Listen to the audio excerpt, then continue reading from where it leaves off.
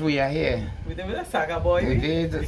Oh, not the Saga boy. We are here with Queen Victoria's.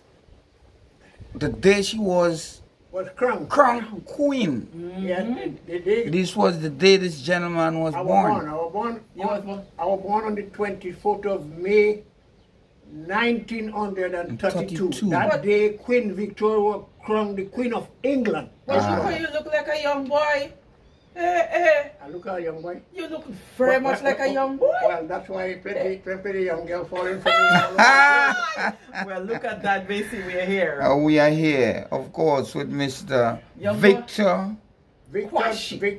William Quashie. I give him a full name, you know. Of course. Victor William Quashie. Victor William Quashie. Mr. Quashie, how are you doing today? How am I doing today? I'm doing super. What is this? I'm doing super. You got words? Because I'll say this to you all. Anytime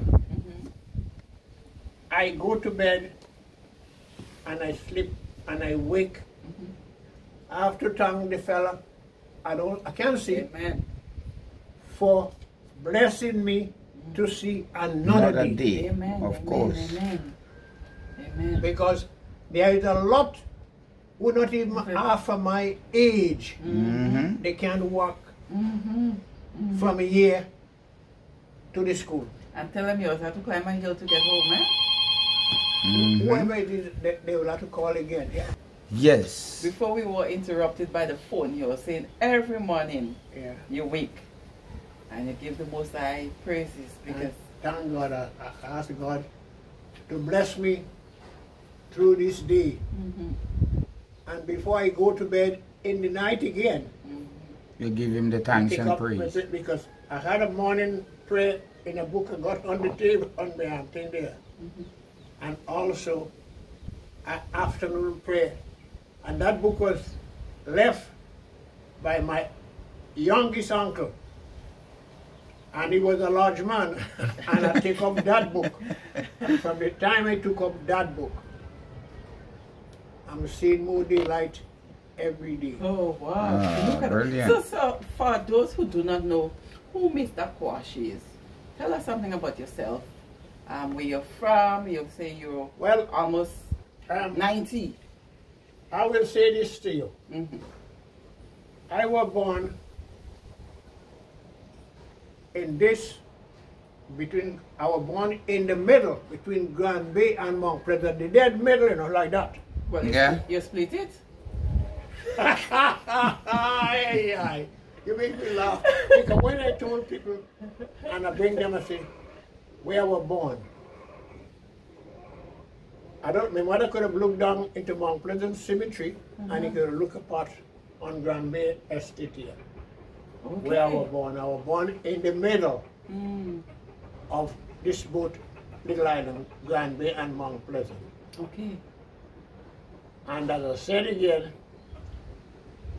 I go to Mount Pleasant Government School as a boy because I will live. Once I was born, my mother did not marry to my father. I'll give you the joke straight away. And one of my aunts, which is the eldest in my grandmother children, were coming from the field or garden. We had a garden in Quashie, St. Mount Pleasant area, quite up in Quashie. And when my mother left me and going to do what she had to do, I was screaming like hell. And my aunt had a basket on her head. Grandma tell me all of this thing, you know. And she put down the basket. And she picked me up. And someone had to put the basket back on her head. And she carried me home in my grandmother spot. That is quite a bit up in the back. And when she carried me there, when my mother come from where she come from, she come back. And she come, and according to what they explained to me, Grandma said to her, she said, "Girl, this is for me picnic." Because it's his son, is my father.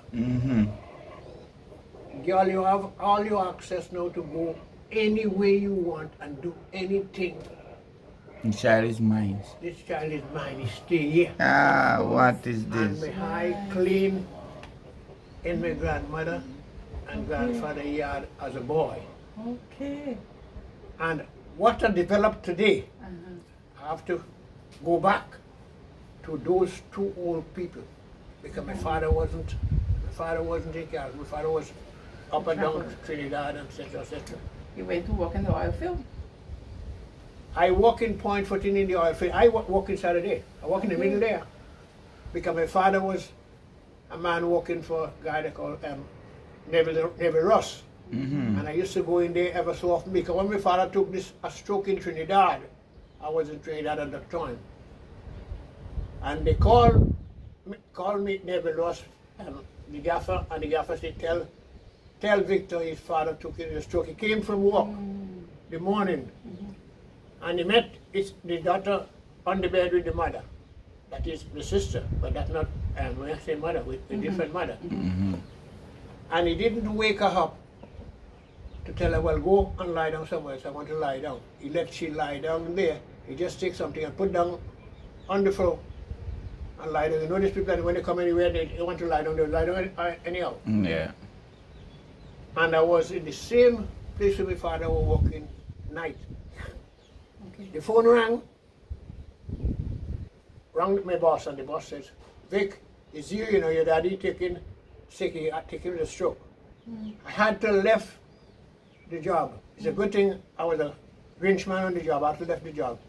I had to go home, take him up. Never mind, I wasn't living there. I was living by my hand.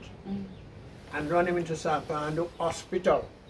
That's history I have in my head. When I carried him in San Fernando Hospital, they said, hospital is not place for stroke. Stroke in hospital. I had to bring him back home. I had to bring him back home in his house.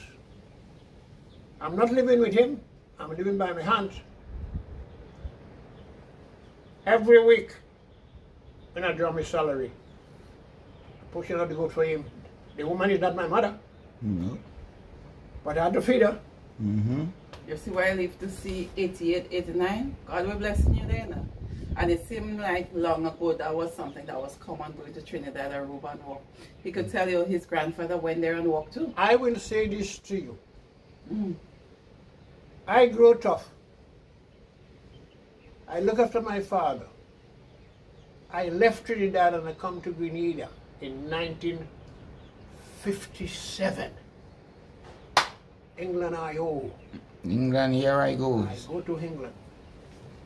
And when I went to England, my mother was living in Grenada, which she have. Where I went with plane? I gone with the boat. How long you take on the water? We take about 14 days. Okay. You had it good. I went to England. I got 3 jobs in one day. Yeah. Let me say this to all, you know, I walk in the world now, you know, everybody's suffering. I got 3 jobs in one day. But I accept the wrong one, because what really happened, I was a real sweet saga boy, a sweet man. Yeah, man, you could tell. I'm not afraid to say it. I would say it. I was a real saga boy when I go in there. Now, the company I was working at, I was working the first job at Peak Frame, the biscuit factory in London there. And I went on vacation, and they put a white man to do the job I was doing. When I go back, they want to put me elsewhere, go back to work. I just gone in the morning, and when they tell me I have to work some place, I don't take my clothes already. I just take clothes and I pitch it there, and home back. I go home back in London where I was living, and the next week from that day now, Huddersfield, Ohio. Yes, man, the place to be. I'm no fool, you know. I tell people don't push me, you know. No. I let me do the pushing. But you shouldn't push people. Yes, listen to me.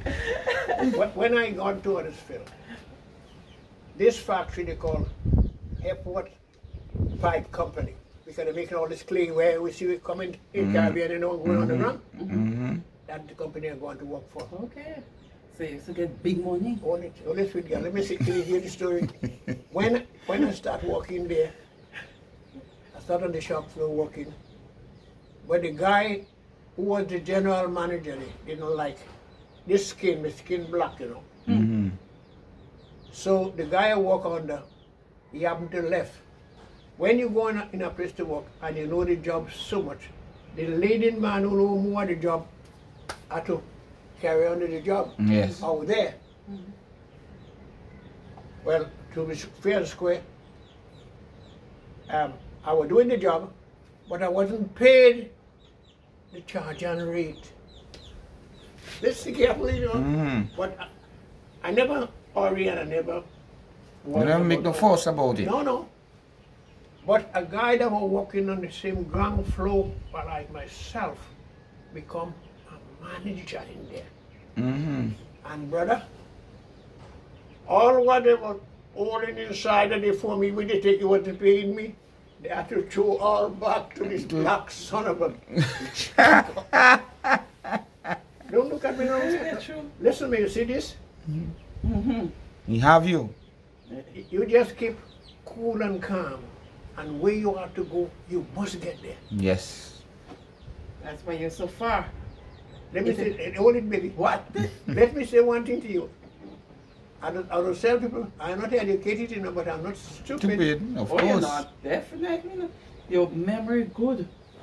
Let me say this to you. I work there, and when they make me boss there, the stuff that they were demolishing, all that stuff become productive. So I've got a little bit up here. You have a lot. And I'm working on this one. But I don't explain all my knowledge to a lot of people. No, you're not supposed to. All you corner me in the right place, you know. But you're my father's friend. Eh? You're my father's friend. Yes, I'm a water friend. I agree with it. And I work for that company. And when I left that company and come down here, the manager that was running that company, he was in Scotland on vacation. When he comes, and he didn't see Victor Quashie dropping papers and different things in his office. Where is Vic? They said, Victor Quashie gone. They said, Victor Quashie gone home. Victor Quashie gone home where? If I were here, he ain't going nowhere. That's what they respond. So, it's me. I ain't born in Saturday, no? No. I ain't born in Saturday. Anywhere a man go to earn a living, and he take enough is enough. Enough, you leave. Yep. Of course. Am I wrong? No, you're spot on. I'm teaching you, telling you too much. I don't want to hear who... It's sinking in. I'm not even saying anything. Sinking in there, you know. Sinking in? Yes, it's sinking in. Well, let me say this to you. I'm trying to educate a lot of these youngsters of today. When they get a job, respect the boss who is over them and make sure they don't make themselves a fool. Because when you're young, what you put there is what is there for when you get old. Of course. Of course. I'm giving you a clap for that. Let me say one thing to you. I'm teaching you too much. I have to hold back some. You, Walter, the old partner, daughter, are teaching you too much. I hold back some. Because the time I left England and come here, I'm meeting a lot of our West Indian now who coming from England. And they wonder, Victor, you live in this place? Oh, you live in this place? It's so tough, it's so this, it's so that. I say, partner, when you come here, you got to adjust yourself to the level of what is happening here. Of course. Of course. Of course. You have to adjust yourself. Yes. If you come from America, you can't decide to live America life In Carriacou.